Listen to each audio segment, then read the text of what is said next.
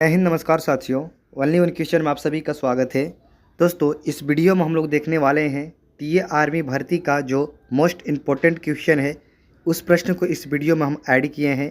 आप सभी को दोस्तों इस वीडियो में जीके से आप सभी को कितना 20 प्रश्न देखने को मिलेगा और साइंस ले दोस्तों आप सभी को 15 प्रश्न देखने को मिलेगा। जैसा कि दोस्तों आप सभी को पता है कि टीए आर्मी में जीके से आप सभी को कितना प्रश्न पूछने वाला है, 20, और साइंस ले दोस्तों कितना प्रश्न पूछने वाला है, 15। तो उसी प्रकार दोस्तों आप सभी को ध्यान में रखते हुए आप सभी के टीए आर्मी के लिए जो मोस्ट इम्पोर्टेंट प्रश्न है, उसी प्रश्न को इस वीडियो में ऐड किए हैं। इस प्रैक्टिस सेट को दोस्तों आप लोग ज़रूर से ज़रूर लगाइएगा ताकि आप सभी का अच्छा स्कोर इसमें हो पाए। तो चलिए आइए दोस्तों, सबसे पहले हम लोग साइंस के टॉप 15 प्रश्नों को इस वीडियो में देख लेते हैं। ठीक है, तो दोस्तों सबसे पहले साइंस का पहला प्रश्न है कि लोहे पर जंग लगती है किसके कारण से। लोहे पर जंग लगती है किसके कारण से दोस्तों? तो याद रखिएगा दोस्तों, किसके कारण से?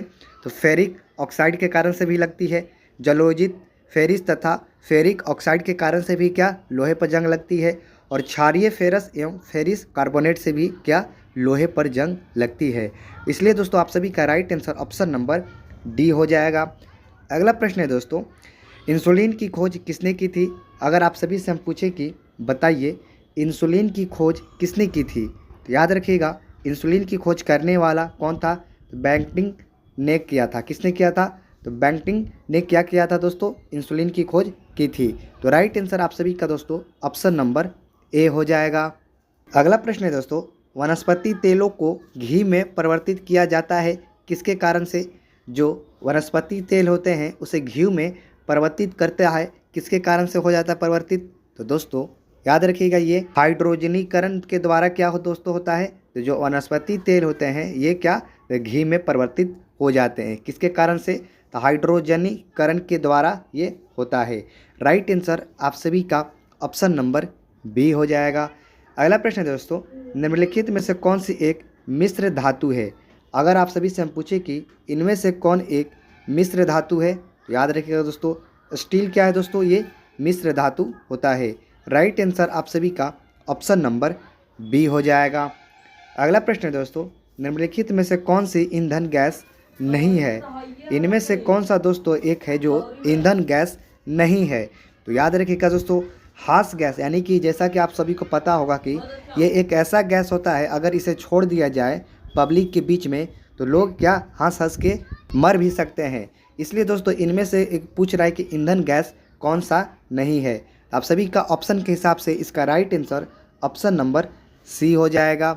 अगला प्रश्न है दोस्तों, निम्नलिखित में से कौन सा तत्व प्रबल क्षारीय ऑक्साइड बनाता है जब ऑक्सीजन में वो क्या जलता है? तो क्या कह रहा है प्रश्न, कौन सा तत्व है जो प्रबल क्षारीय ऑक्साइड बनाता है, लेकिन कब? जब ऑक्सीजन में जलता है तब।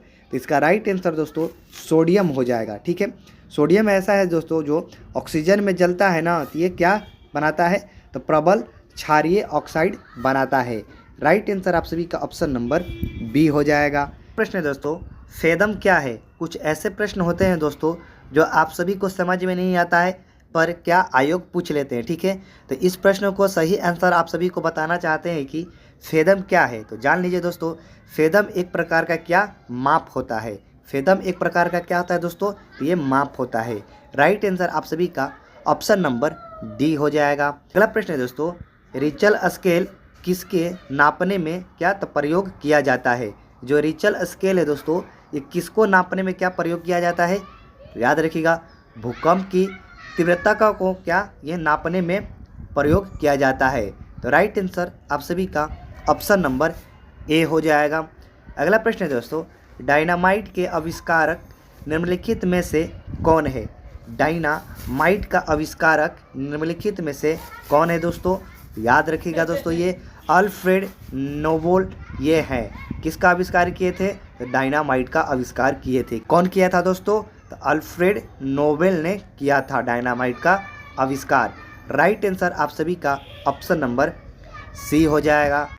अगला प्रश्न है दोस्तों, प्लास्टर ऑफ पेरिस प्राप्त किया जाता है किससे?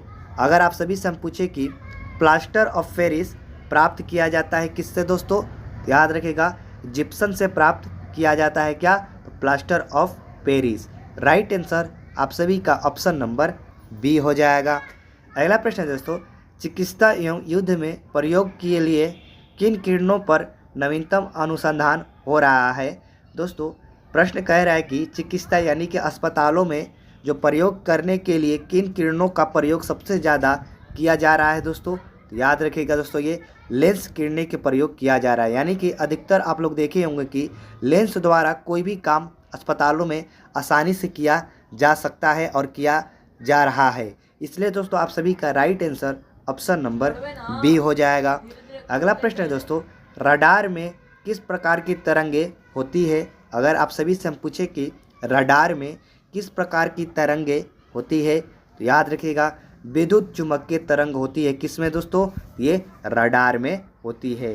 राइट आंसर आप सभी का दोस्तों ऑप्शन नंबर बी हो जाएगा। अगला प्रश्न है दोस्तों, आकाश के नीले दिखाई देने का मुख्य कारण क्या है? अक्सर आप लोग देखे होंगे कि आकाश जो है, आसमान है, वो नीला दिखाई देता है। इसका जो मुख्य कारण है, ये किसके कारण से आकाश नीला दिखाई देता है?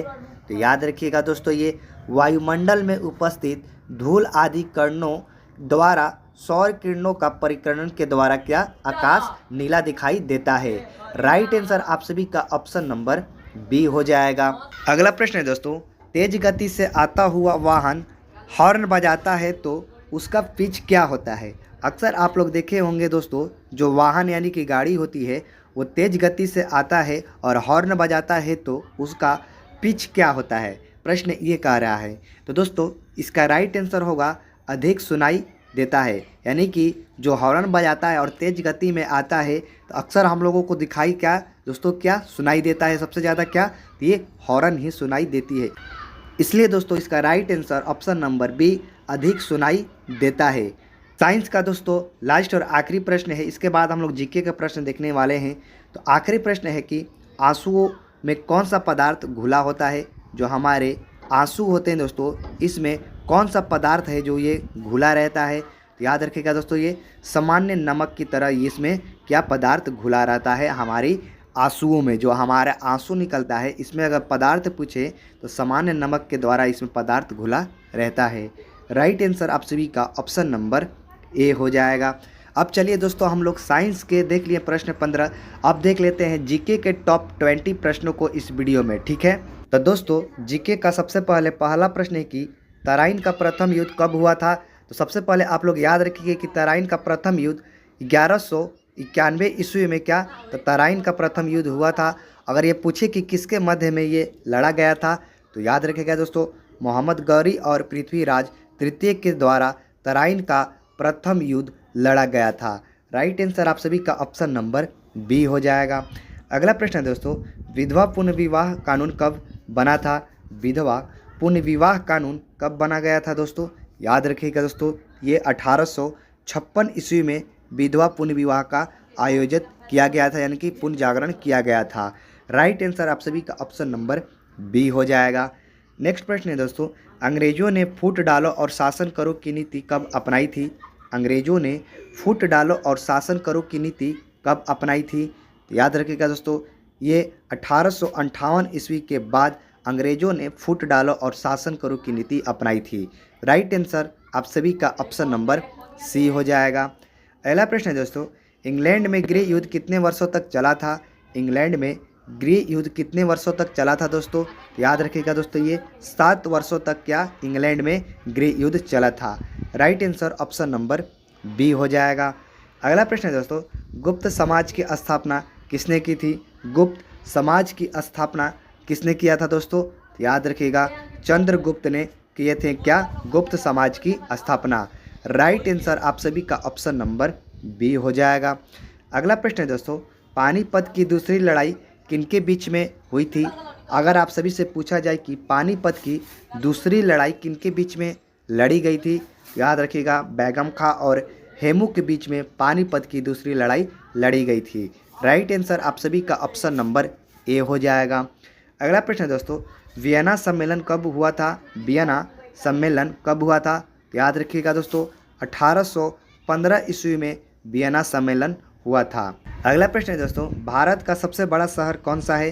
तो भारत का सबसे बड़ा शहर अगर पूछे तो याद रखिएगा दोस्तों, ये मुंबई हो जाएगा।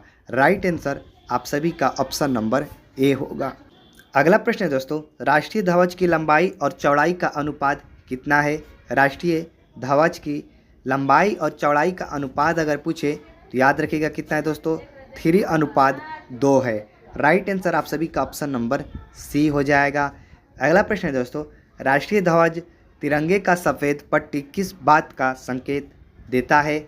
जो हमारा तिरंगा होता है और उसमें जो सफ़ेद पट्टी होता है वो किस बात का संकेत दोस्तों देता है? तो याद रखिएगा दोस्तों, ये किस बात का संकेत देता है? तो ये शांति और सत्य का संकेत देता है। राइट आंसर आप सभी का ऑप्शन नंबर सी हो जाएगा। अगला प्रश्न है दोस्तों, राष्ट्रीय ध्वज तिरंगे का हरा रंग क्या दर्शाता है?